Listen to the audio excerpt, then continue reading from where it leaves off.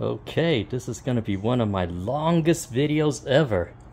I'm gonna be tossing away some of my, actually most of my dragon fruit pollen that I have been saving for the year. But before I do that, I'm just gonna show you the room that I'm gonna be working in. This is my sunroom in the house. As you can see, it's not all for me, this room. I share this room with my wife. She grows succulents. Well, I mean, we both started our gardening hobby when COVID started, when we both had to work at home. So she asked me to build this shelf for her. So that's what I did. I custom built this thing here, this shelf, so that she can hang all her succulents and grow them here. But then she kind of went wild, just like me with dragon fruit. She started, collecting all kind of plants, and that's what happens when you put us at home. So here's my little spot in this sunroom, and this is where I incubate my dragon fruit cuttings. So I have a heating pad, and here's the court, and look at that. I just MacGyver everything here. Just put an electrical outlet right there like that, so I can plug in all kind of stuff. So this is where I propagate, and you see there are some roots on here, so the pad really works. And I have 8 well, that's all I can fit in here, 8 buckets of it. As you can see, there's a lot of trimmings inside, so there's like average of 3 or 4 inside, so there's like good 20, 2 dozen of cuttings that's about to grow. And once I see all roots like that, I'm gonna put them into soil pots. So anyways, I'm just gonna show you the room first before I start throwing away my pollen. So this is my sunroom. Before this became our gardening room, I had 2 dogs, so this is where they used to live. I had 2 Shar-Peis. The last one passed away about 5-6 years ago. So we turned this room into our gardening room. So you can see the outside, you see my windmill that you always see, and I might as well just give you a good full view of it first. So I'm going to spend a good minute just showing. So here, a trash can, and I got my sun umbrella, so when I go outside to the sun, I carry an umbrella so I don't get sunburn. And in here, of course, I have a refrigerator. Well, you said, wow, is that such a professional refrigerator? Yes, I used to own a restaurant, so after that, so I had this extra refrigerator, and of course I got the best thing in the place, King Cobra, for those special occasions when we want to celebrate the celebration. All right, break that out. So anyways, I'm gonna show you what I'm gonna do here. So this is our work table. So my wife used it to propagate and have her friends come over and they decorate the pumpkins, what have you.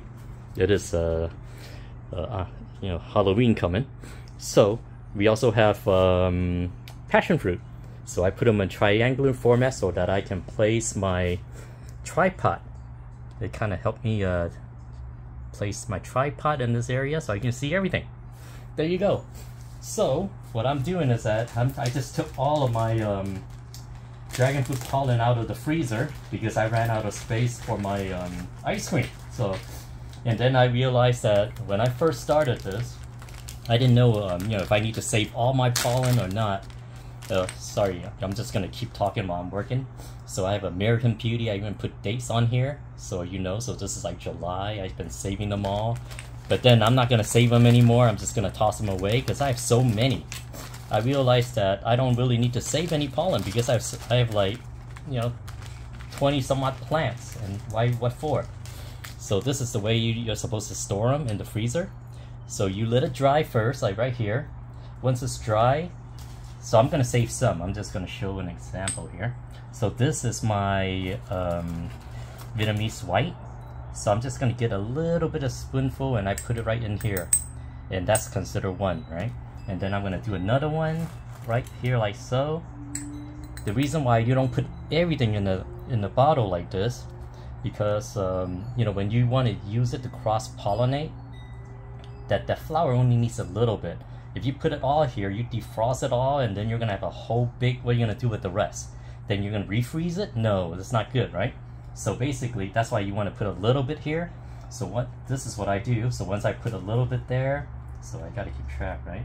And then, so I bought these little bottles. They came on Amazon. These are the smallest size I can find. and they come in like a pack of 36. So I put, they come like this already, and then so it seals it. What you want is to make sure the pollen is all dried up with no more moisture before you put it into the freezer, because once they freeze. So I learned all this stuff. I gotta give credit to grafting dragon fruit, Richard Lee, and so he taught me everything here that I'm doing. So I didn't like develop all these techniques, right? I'm not a dragon fruitologist here. He is. So, and then, ta-da! So Vietnamese White 2023. So I can save it for next year. So these I will save because just in case I have another dragon fruit that grows, I use tape on here because in the freezer this thing might fall off. This will keep track what it is, because the worst thing is that you don't know what I got or what you have. So this is one that I will save, but I'm gonna throw away all the rest, like all these Elite and Zamorano, the Black Dragon, all these that I save. In fact, I got a lot that I need to save. So what you do once you have this, the Vietnamese White, you put it into a Ziploc bag. Make sure you have some silica in there to absorb all the moisture. And then I just put more bottles in there. So kind of like this, if I were to do it, I would have more bottles in here. And then I would zip this up. And then I would put it into another bigger Ziploc bag where I put more silica items there. So just to keep it, make sure that there's no moisture. So that's what I will be doing. But for now, I'm just gonna throw away all my pollen.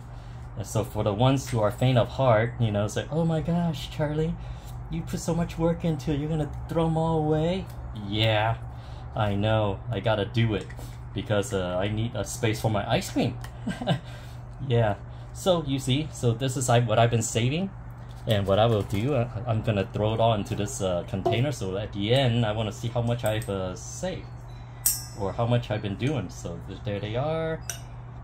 So I'm gonna wash this. This is just to clean that out. So it's gonna take a long time. That's why I'm just gonna keep talking while I'm doing. So I'm gonna be talking about other stuff. So you don't have to like, yeah, this is a long video watching me doing this all day long. So I'm just gonna go into my other discussions. So I'm sure you want to know, like, how did you get into this dragon fruit growing, right? How come you didn't grow other stuff? Like there's figs, there's passion fruit, corn, vegetable farm, whatever, all that stuff. So what caused you to go into dragon fruit growing? Well, it's because of this grafting dragon fruit, Richard Lee.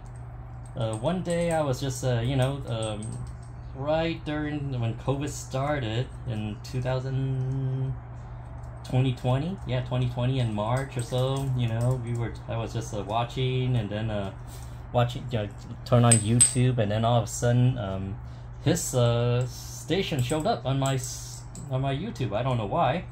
So I just what the heck, I'll just watch it. Dragon fruit sounds so exotic, right? So I just start watching it, and then one thing lead to another. Here I am. But it's not just that.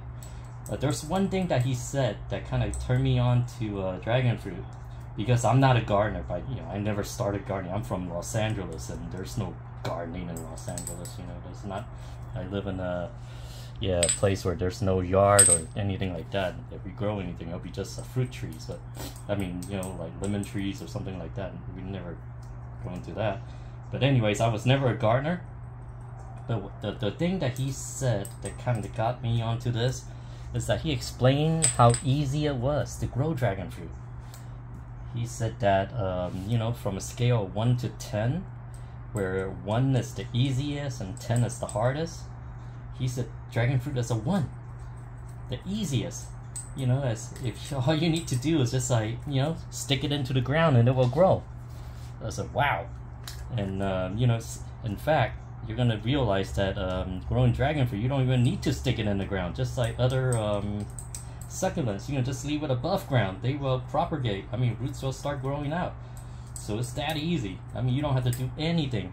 And because we live in Northern California, water is an issue here. So dragon fruit is a succulent or a cactus, or I mean, it's not a succulent. I don't think you can use them. My wife will always correct me. Yeah, dragon fruit is a cactus, but not a succulent. Succulent is a cactus, and cactus is not a succulent. So anyways, so they don't need a lot of water. So this is the perfect thing to do. And I was looking at that time, you know, I have a backyard, I have this sunroom, my dog passed away already, what am I gonna do with it? And working at home, I said, alright, let's do it. See, since my wife went into succulent, so I built the shelf and all. So that's why I got into it. And then, but of course, you know, how did getting into a hobby like this equal to 11 pots of dragon fruit, right? Well, that's what happens, you know, when I mean, that's my personality. I go with the flow. That's the one of the main reasons why I have a windmill in my backyard. That symbolizes that, you know, I like to go with the flow. Wherever the wind blows, I go. And that's what happened. So I went all out. I got like you know, 11 pots, and of course each pot will have at least 4 cuttings to grow, right? So you can do the math. That's a lot. That's like 40 plants, right? I have. So that's why I'm throwing away all these. Look at all these pollens I'm throwing away. So and that's why I am throwing them away now, because I have too many plants. I learned that you don't need to save them if you're going to have so many plants, because you know, you're always going to have pollen. There's no reason. If you only have a limited amount of plants, and then if you only have one that needs to be that's self-fertile or self-sterile, right? So these are, you save pollens for mainly for the self-sterile type, the ones that you cannot use their own pollen to grow, where you have to cross-pollinate, and that's when you use those. That's why you save these 4 for them. So see, so when, you know, I defrost them already, they come out real easy. So like I said, I'm gonna wash these. I don't even know if I'm gonna use these bottles anymore. Oh, another reason why I chose this particular bottle, they have clear ones, and then they have this brown one. I chose the brown one is to like filter out the light, because I figure too much light, you know, even in the freezer, if you're like us, when we go to Costco, we buy a lot of stuff that needs to go in the freezer, and you know, Costco, they don't sell baby size, right? They only sell these grandfather size stuff. So when you open the freezer to like organize and pack them all, you open it for a long time, so you let a lot of light into it. So I figured this is probably the best. And also bottles, glass, you know, they're very sterile, and then they're reusable. But that was then, right? Now, I don't know if I'm ever gonna use them again. Look, I even got names all ready to go and stuff like that. But yeah, I'm not gonna, I don't think I'm gonna use them again anymore. Maybe just a couple. I bought the 36 pack, remember? Yeah, that's, you know, I like to go all out, you know, go big or go home kind of thing, you know. Yeah, and that's terrible. I'm kind of spontaneous like that, and that's yeah. Then so hindsight, you don't need this much if you're gonna grow so much. So I'm trying to be, you know, I'm not a professional in doing dragon fruit by any means. I'm just watching videos and learning as I go. So this is something that I learned. If you're gonna grow a lot of dragon fruit, you don't need so much. You don't need to save all these. Look at all these things I'm tossing away, right? I mean, someone's like, you know, having a heartache over here. If Richard's watching all this, he's probably laughing, you know. Yeah. When I say Richard, you're crafting dragon fruit guy, Richard. Yeah, he's the only guy. So I always like to give him credit, because you know, he's really good at what he does. He had a lot of experience. So I really highly recommend everybody who really want to do it right, watch his video. Mine is just like, you know, I'm just a hobbyist. I'm not a dragon fruitologist like he is. He's a mad scientist. He's creating all kind of new varieties and stuff. One of the recent ones is like a soon to fire. I guess he's gonna name them Earth, Wind, and Fire eventually. You know, so this is fire, this is wind, and this is water, and this is earth. I'm making fun of him because he seems like an easy guy, fun guy to hang out with. So hopefully he doesn't mind me making fun of him. So anyways, that's how much pollen I've gathered this whole year. So I'm gonna toss them all away, and I'm just gonna save just a few. So these are, I have Delight, and I have Vietnamese white.